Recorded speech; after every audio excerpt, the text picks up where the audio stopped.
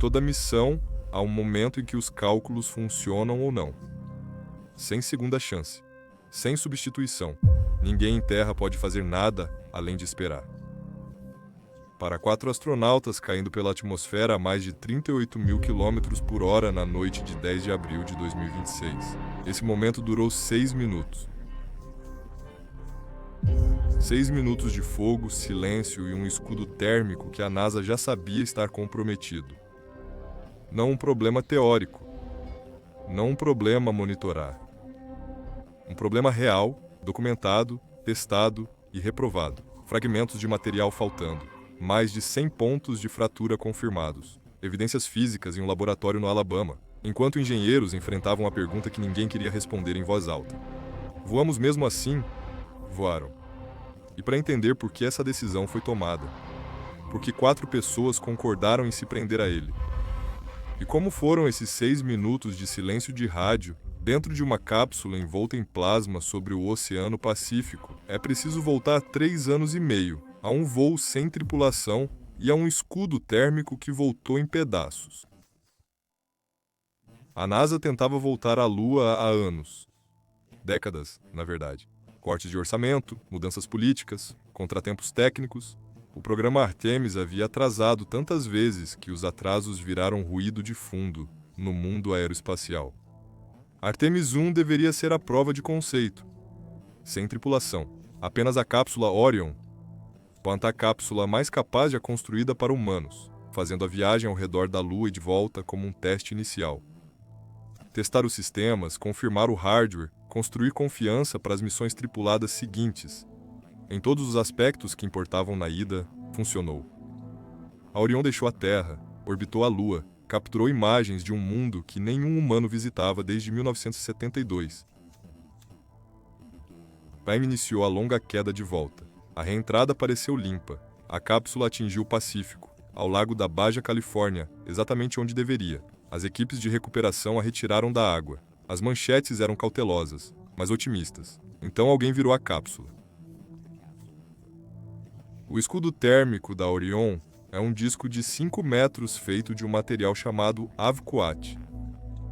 Funciona como uma vela que queima.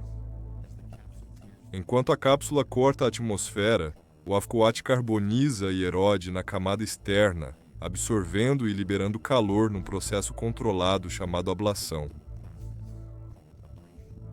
A ideia não é bloquear o calor. A ideia é gerenciá-lo, sacrificar a superfície externa para que a estrutura interna sobreviva. Quando os engenheiros analisaram o escudo do Artemis 1, o que viram não era controlado, não era previsível. Não era a erosão uniforme e constante que os modelos haviam prometido. A camada de carbonização externa havia rachado. Em mais de 100 pontos, o material fraturou e se desprendeu em pedaços. Não desgaste superficial, não erosão esperada. Fragmentos. O próprio escritório do inspetor-geral da NASA usou a expressão rastro de detritos para descrever o que ficou para trás enquanto a Orion cruzava os... A tripulação provavelmente teria sobrevivido, tecnicamente. A estrutura interna aguentou. As temperaturas dentro da cápsula permaneceram na casa dos 24 graus. A palavra provavelmente carregava um peso enorme em cada briefing que se seguiu. Não se envia pessoas à Lua com um provavelmente. O que se seguiu foi uma das investigações mais intensas da história moderna dos voos espaciais.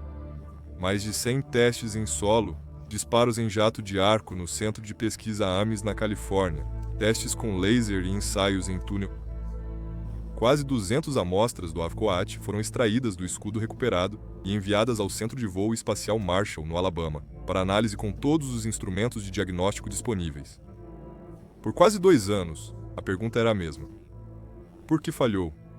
Em dezembro de 2024, publicaram a resposta. O Avquat usado na Artemis e não era permeável o suficiente. Durante a reentrada, conforme o material aquece e carboniza, ocorre um processo chamado pirólise. É como uma combustão sem oxigênio. Esse processo gera gás dentro do escudo. Em um escudo térmico bem projetado, esses gases escapam para fora pela camada de carbonização permeável e se dissipam inofensivamente na corrente de ar. Na Artemis-C, eles não conseguiam escapar. A camada externa havia selado completamente. A pressão do gás se acumulou por baixo. Rachaduras se formaram. Quando a cápsula mergulhou de volta na atmosfera na segunda fase da reentrada em ricochete, onde salta na atmosfera superior como uma pedra na água antes do mergulho final, essas bolsas pressurizadas explodiram para fora, material se desprendendo à velocidade hipersônica. A ironia profunda é que os engenheiros do escudo térmico Apollo já conheciam esse modo de falha exato há 50 anos. A fórmula original do Avcoat, a que trouxe Neil Armstrong e Buzz Aldrin em 1969, foi projetada especificamente. As cápsulas Apollo usavam perfis de reentrada em ricochete e nunca tiveram esse problema. Para Artemis, a fórmula foi ligeiramente ajustada. Uma pequena alteração, uma mudança que reduziu a capacidade respiratória do material. E ninguém percebeu até que pedaços do escudo estivessem flutuando no Oceano Pacífico. Aqui a história fica incômoda. Quando os engenheiros entenderam o que havia acontecido com o escudo da Artemis Issue, o escudo da Artemis Jundo já estava construído, já colado à nave, já no edifício de montagem. Substituí-lo significaria anos de atraso a mais em um programa já com meia década de atraso. E havia outro detalhe: o escudo da Artemis II não era apenas diferente do que havia falhado. Era ainda menos permeável.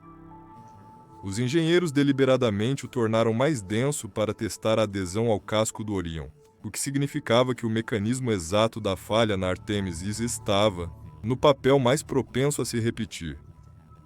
A NASA tomou uma decisão que seria debatida por anos. Voariam com o mesmo escudo, mas mudariam a trajetória. A reentrada em ricochete havia criado as condições para a falha. A cápsula mergulhou na atmosfera, resfriou parcialmente, e a camada de carbonização selou antes que as camadas internas pudessem ventilar. Se a cápsula entrasse em descida contínua, o que os engenheiros chamavam de trajetória de arco, o escudo permaneceria sob calor intenso constante, da entrada até o ameriçagem. A camada externa nunca esfriaria o suficiente para selar. O gás escaparia como previsto. Entre mais íngreme, entre mais rápido, não dê tempo ao escudo para se fechar. Matematicamente, era elegante. Na prática, era uma aposta. Uma aposta calculada, amplamente analisada, revisada de forma independente. Mas uma aposta. Nem todos estavam dispostos a aceitar essa aposta em silêncio. O ex-astronauta Charles Camada, especialista em escudos térmicos que voou na primeira missão do ônibus espacial após o desastre da Columbia, tornou suas preocupações públicas. Sua estimativa era de 1 em 20, uma chance de 5% de falha catastrófica. Disse que as ferramentas analíticas da NASA não modelaram completamente como rachaduras poderiam se propagar na nova trajetória. Disse que a decisão de voar foi moldada pela pressão do cronograma tanto quanto pela certeza de engenharia, e invocou o nome que ninguém na NASA queria ouvir: Columbia. 1º de fevereiro de 2003, o ônibus espacial Columbia estava no 16º dia de uma missão científica, quando se desintegrou durante a reentrada. Ar superaquecido encontrou uma brecha na asa. Um orifício causado por um pedaço de espuma isolante que a atingiu durante o lançamento. O impacto da espuma foi capturado por câmeras. Engenheiros o sinalizaram. A gestão decidiu que provavelmente não era um problema, pois espuma já havia atingido asas em missões anteriores sem consequências catastróficas. A lógica institucional que matou 7 pessoas naquela manhã era simples. Funcionou antes, então provavelmente funcionará de novo. 23 anos depois, Camarda assistia a NASA preparar o lançamento de 4 pessoas em um escudo térmico, que havia visivelmente falhado em seu único voo anterior. O paralelo era impossível de ignorar. Ele não o ignorou. A NASA resistiu. Engenheiros simularam a remoção completa de seções do Avcoat durante a descida e concluíram que a estrutura composta do Orion, reforçada com titânio, sobreviveria mesmo a esse cenário. Uma equipe de revisão independente examinou todos os dados de teste e concordou com as conclusões da agência. O comandante Reed Wiseman disse a repórteres que participou das reuniões de engenharia. Ele analisou os dados pessoalmente. Disse que, seguindo a nova trajetória de reentrada, o escudo estaria seguro para voar. Vestiu o traje e entrou no foguete. 3, 2, 1.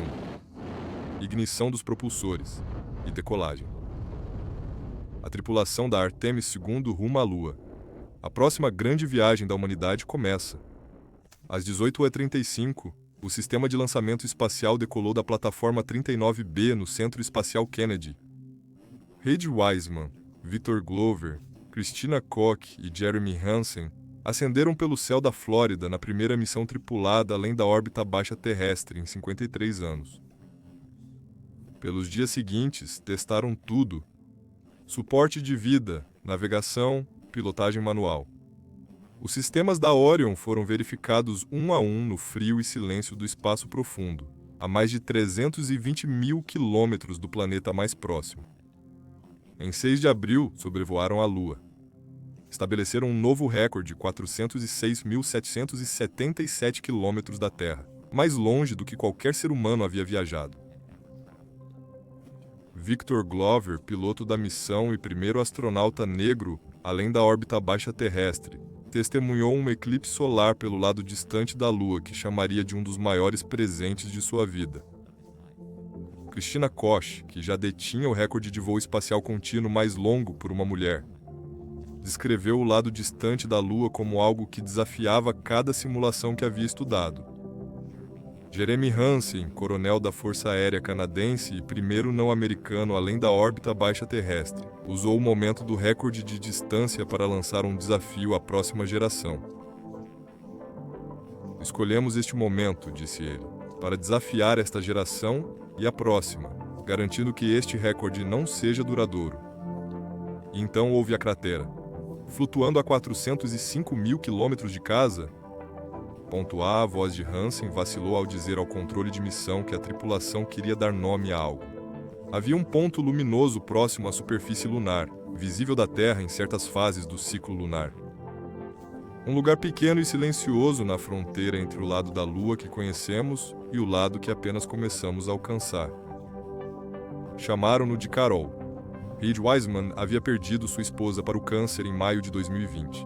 Ela tinha 46 anos. Ela lhe disse para não abandonar a NASA, para não mudar a família para perto dos parentes no leste.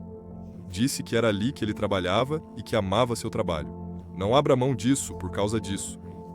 Criou as 2 filhas sozinho, treinou para a missão mais perigosa de uma geração e postou uma foto com elas antes do lançamento com as palavras "Amo essas 2 mulheres".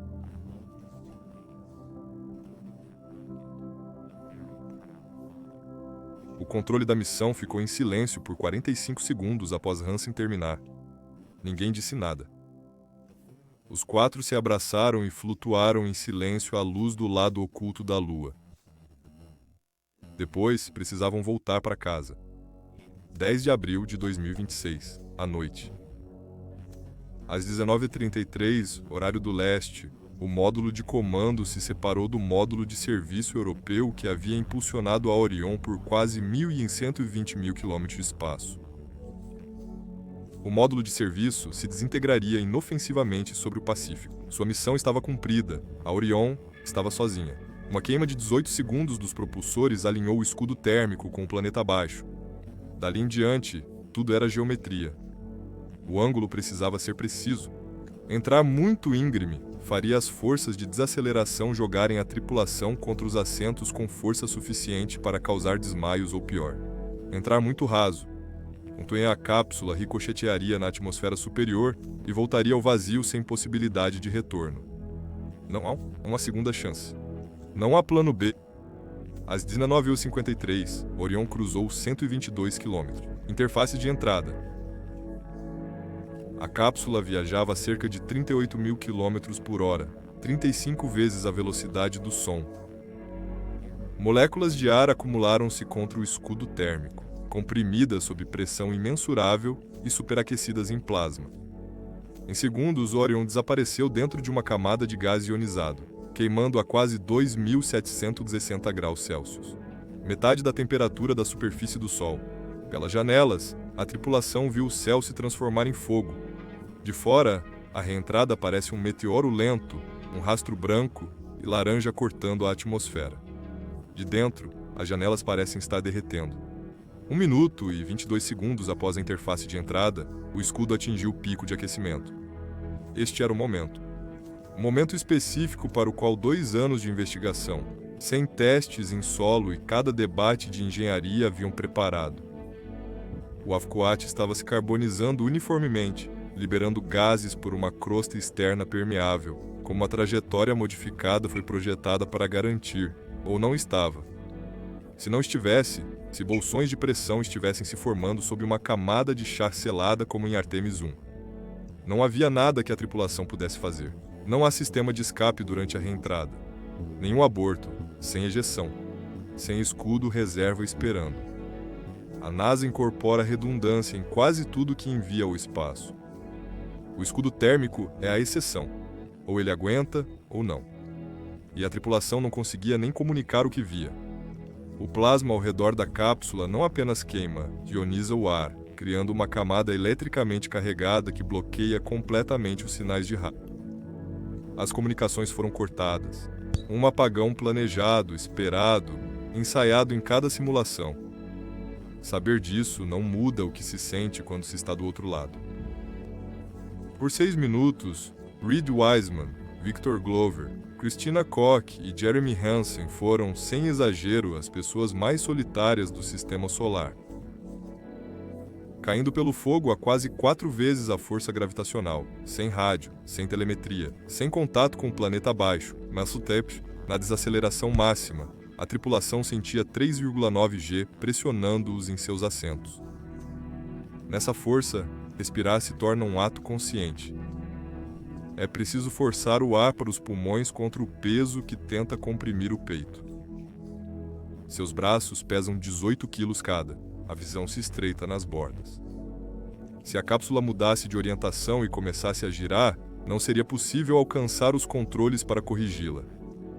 O veículo tremeu, não suavemente, o tipo de vibração de uma máquina combatendo a atmosfera em velocidade hipersônica. Cada superfície vibrando contra forças tentando despedaçá-la.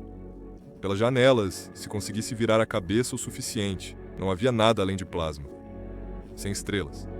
Sem horizonte. Sem céu.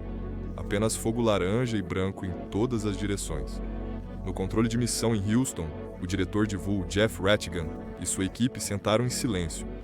Rattigan descrevera o apagão antes, com a calma deliberada de controladores de voo gerenciando o medo com profissionalismo.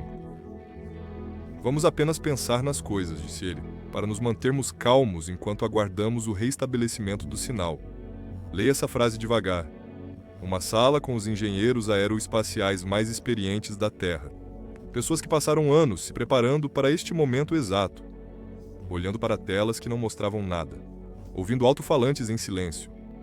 Sabendo que 4 seres humanos estavam dentro de uma cápsula em chamas com um escudo reconhecidamente imperfeito, e que a próxima voz confirmaria que tudo resistiu ou que não havia resistido. Sem terceira opção. Então, pouco antes das 20h, uma voz atravessou a estática, calma e clara, sem pressa, como se o homem tivesse acabado de entrar do estacionamento. Houston, integridade, recebemos vocês alto e claro. Reed Wiseman. O escudo resistiu. A trajetória modificada funcionou exatamente como o engenheiro havia previsto. O aquecimento contínuo manteve o Avcoat permeável durante toda a descida. Os gases foram expelidos para fora como esperado.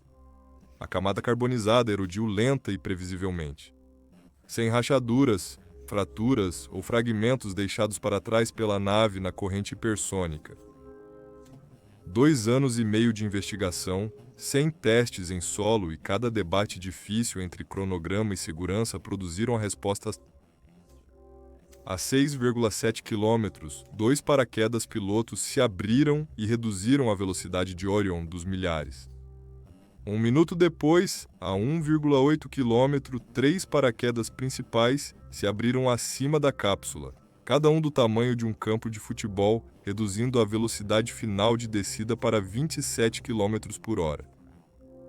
Às 20h07, horário do leste, Orion atingiu o Oceano Pacífico ao largo de San Diego. Da interface de entrada ao ameriçagem, 13 minutos. 6 deles em silêncio.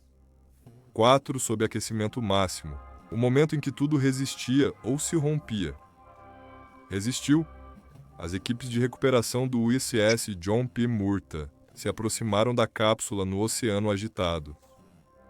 Mergulhadores entraram pela escotilha para verificar a tripulação e realizar avaliações médicas iniciais. Todos os 4 estavam em boas condições. Um a um saíram do veículo que haviam selado 10 dias e quase 1.220 mil quilômetros antes. Wiseman saiu por último. Pisou na balsa de recuperação, olhou para o céu pelo qual havia caído 20 minutos antes e respirou o ar do Pacífico pela primeira vez em uma semana e meia. Da Estação Espacial Internacional em órbita baixa da Terra, a astronauta Jessica Meir fotografou o rastro de reentrada de Orion, riscando a atmosfera abaixo deles. Uma linha branca traçada sobre o escuro. 4 pessoas voltando para casa. A NASA passará as próximas semanas inspecionando o escudo do Artemis II. Vão comparar os padrões de carbonização com os modelos. Medirão a erosão camada por camada e determinarão se a trajetória modificada funcionou como previsto ou se havia margens não plenamente consideradas.